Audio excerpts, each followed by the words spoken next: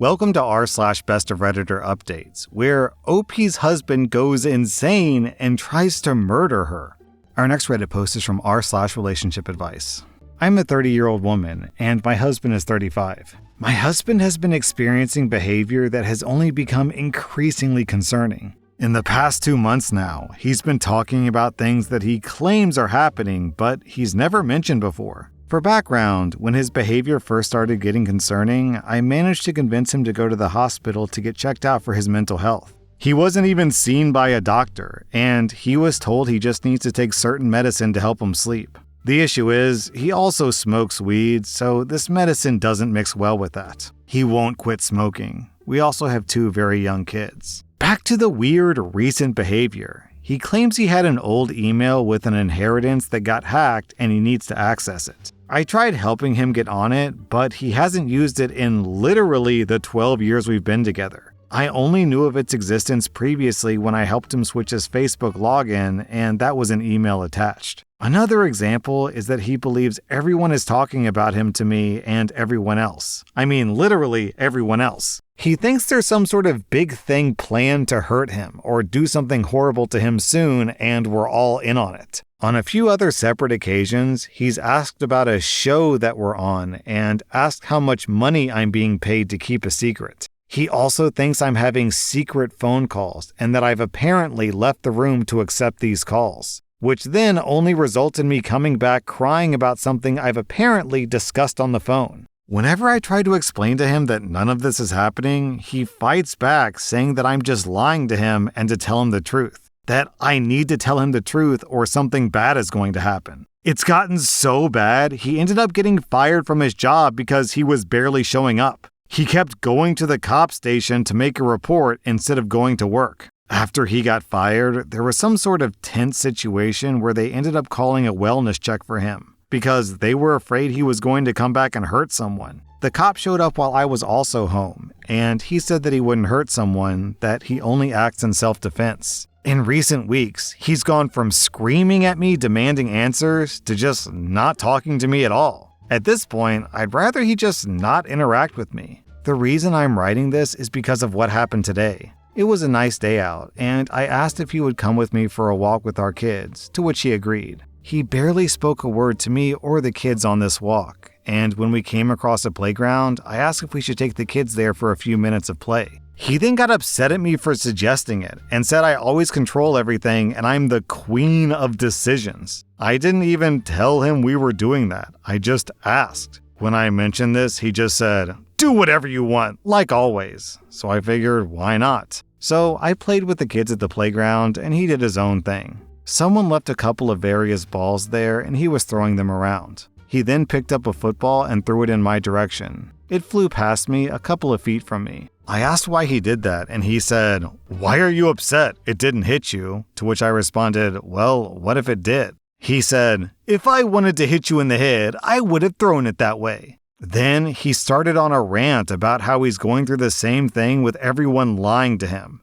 After which he sat down in the corner of the park and was doing literally nothing. I was getting upset, so I packed up the kids and started walking to leave the park. I said to him, "We're going home," and started walking away. Apparently he tried to yell out to us, but ended up taking a different way home than we did. He told me this when we met on the street when we were almost home, saying, "The next time you want to be an idiot and walk away, maybe stop and listen for me calling out." I didn't hear him, honestly, but he could have easily caught up to us. I was getting more and more upset, and I said I wanted to go for a drive to get coffee, and he said fine. I said I wanted to take the kids, and he asked why. Then I said, "Fine, you stay home with them," and he said, "No, they can go with you," and started putting them in the car. I got in the car, and he got in the passenger seat, so I asked if he's coming with. He said yes, and told me to drive. I told him I didn't want him coming with me because he's being mean, and he said he could be a lot meaner. As I started driving away, he kept going off on the usual BS he's been talking about lately, and I told him I don't want to hear it. He started screaming at me to keep driving and to shut the F up. I stopped the car and told him to get out, and he made a motion like he was going to punch me, but punched his hand in front of my face. At this point, I started crying and yelling at him to get out, and he yelled back, "No, just drive."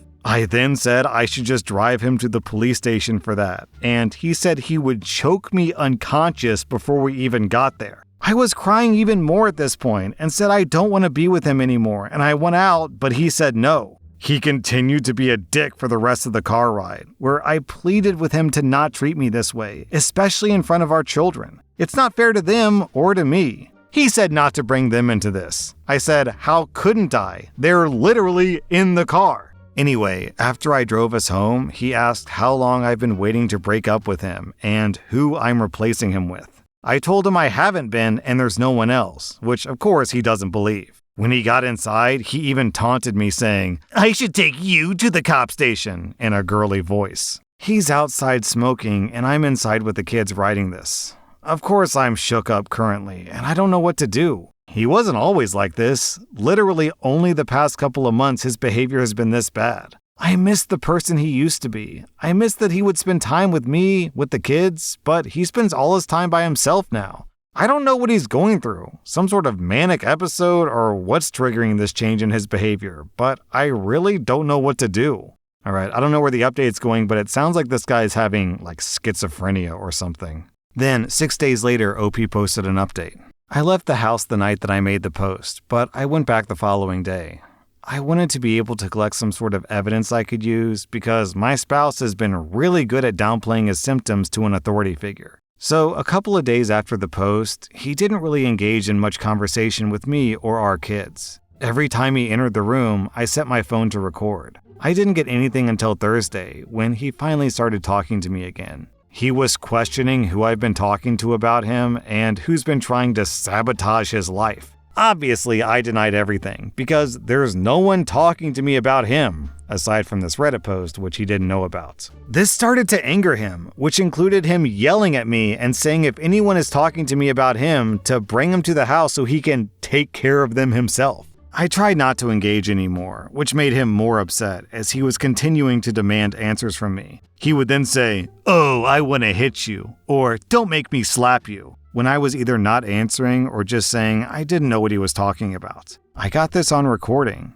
After he left the room, I took the kids to bed, locked us in our room, and tried to sleep. The following morning, he insisted on driving me to work. I told him I wanted the car. He disagreed with me and said he needed it. After dropping our kids off, he started going off on me about how I'm stupid, dumb, a bitch, etc. for keeping his inheritance from him. I tried to disengage completely, keeping myself to the far side of the passenger seat, which caused him to grab me by the back of the neck and pull me closer to him, where he told me to listen to him. I obviously reacted to this and was super upset, telling him to please focus on driving and not to touch me again. After he drove me to work, the last thing I said to him as he was still going off on me with the car window open was, "You desperately need help." Once I got in, I called my boss and let her know what happened. She came in, canceled her appointments for the day, and took me to the police station. We made a report, although the sergeant we initially spoke to seemed to be against us making a report. He kept saying that my husband would be homeless if I report him, like he's the victim in this scenario.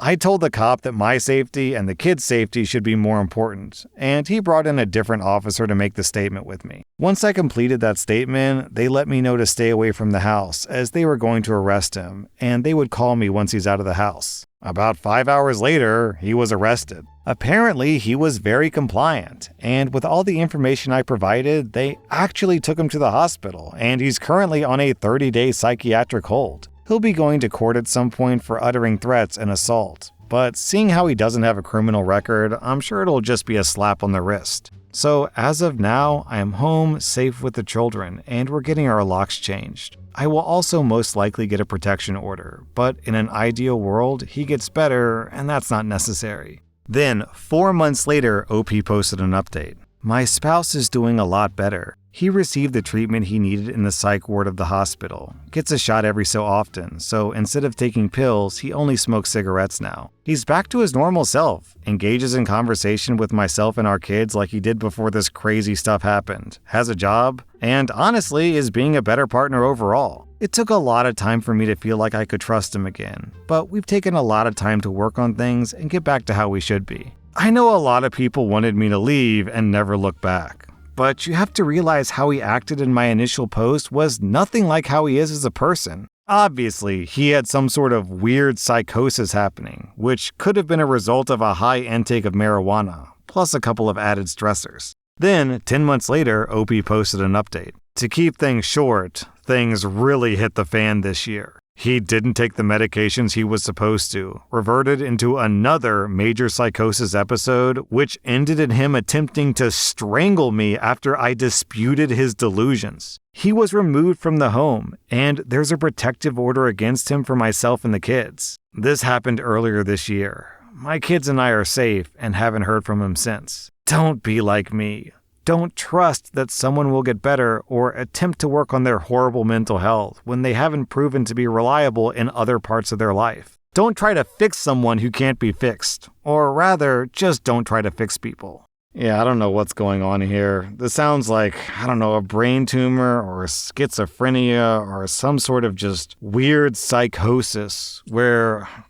Unfortunately, this is just the reality of some people's lives. One day you're fine and normal, and the next day your brain flips a switch and suddenly you become an awful human being and you destroy every relationship you have. Kind of scary to think that one day you could just wake up and turn into a monster. Our next Reddit post is from rSlash I'm a 23-year-old woman, and my 22-year-old female friend just asked me to play the violin in her wedding. I do not and never have played the violin. Also, I think she might literally be going insane. Like, really. So, my friend from school asked me to be in her wedding over lunch today. I've known this girl about 2 years, and because we have the same major, we're school friends. We partner up in classes, do projects together, but I don't really know or hang out with her outside this setting. Anyways, she asked me to be in her wedding. I assumed as a bridesmaid, but I was wrong. She said that she had a dream of her perfect wedding, and it was so beautiful she woke up crying, wrote it all down, and cried for hours because it was just so beautiful and perfect. She even made some sketches and said that this was a vision from God of her wedding, and she couldn't even explain the warmth and ecstatic love to me because she didn't have the words, but that she would do anything to capture it perfectly. She then likened herself to an artist with divine inspiration and went on for about 20 minutes about the details of her inspiration and how beautiful and uniting this wedding would be. That it would change their lives and be so much more than a ceremony, and that the execution was so perfect it would be more of a visual statement, an artistic dedication to love that everyone would be a living part of.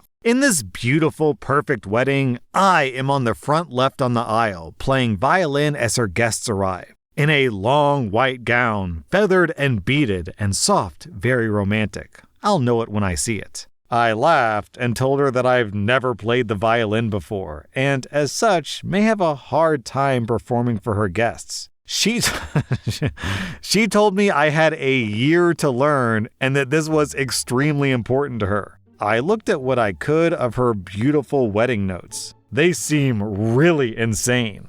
Lots of stuff feverishly circled or written over and over, like "inspect what you expect" over and over, and "all in white" literally scribbled over other words. All in the margins, copied into big paragraphs. The part she showed me of my role just said, "My name, violin, soft and complex, beautiful and intricate, a concerto, lots of detail.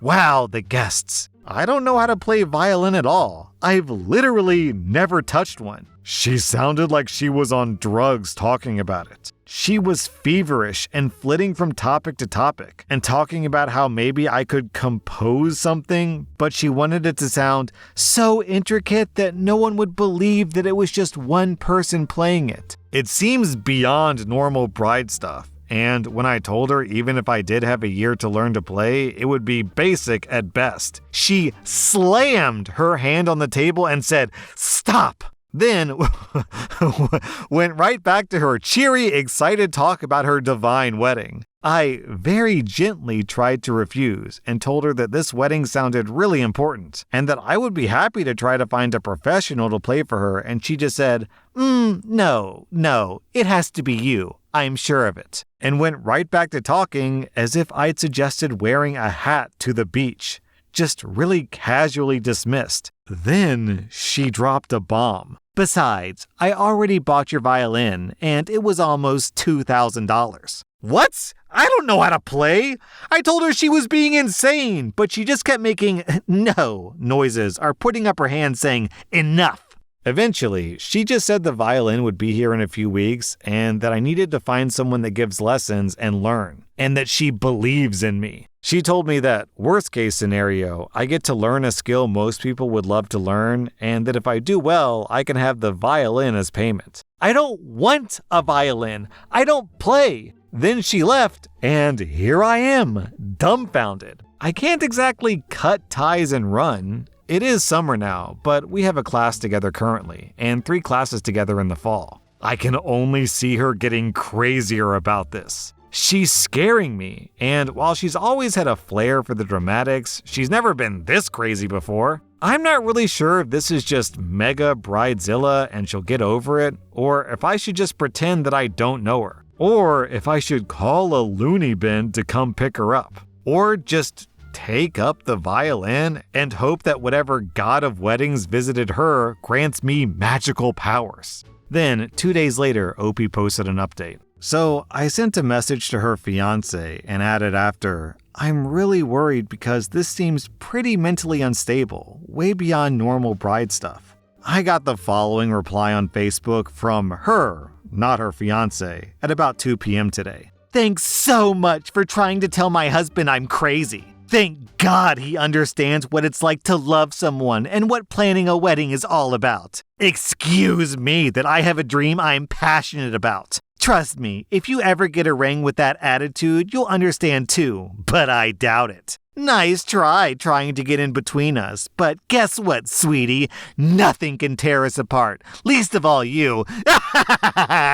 You're clearly jealous, and that makes me feel really bad for you. Then, about an hour ago, I got a message from her fiance. A long message. Basically, she went effing nuts on a florist because he couldn't do her entire wedding in wisteria. And she almost got arrested for making a scene in his store. The fiance found out that she spent her financial aid and student loan money for the second half of the summer and the fall on random wedding stuff like my violin. And she's been booking wedding venue tours and tastings with ridiculously expensive prices. If anyone's familiar with Texas, she's looking at doing her wedding in a giant castle in that ritzy Lake Travis part of Austin. You know, by the huge multi-million-dollar mansions. So he told her about the need for a budget and being realistic, and she threw an effing fit. At this point, she left and went to her sister's house. I messaged him back saying that she may be bipolar and in a manic state, and to ask her sister to maybe get her to a doctor, but he was more upset and focused on being hurt at what she had said to him about the wedding than her.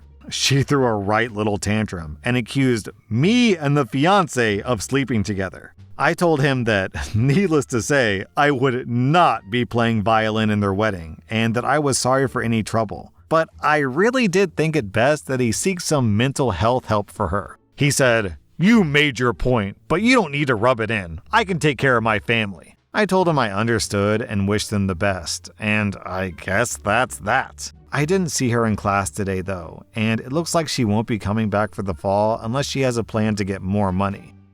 Opie, you didn't really do much here except, not learn to play the violin and make a post on Reddit.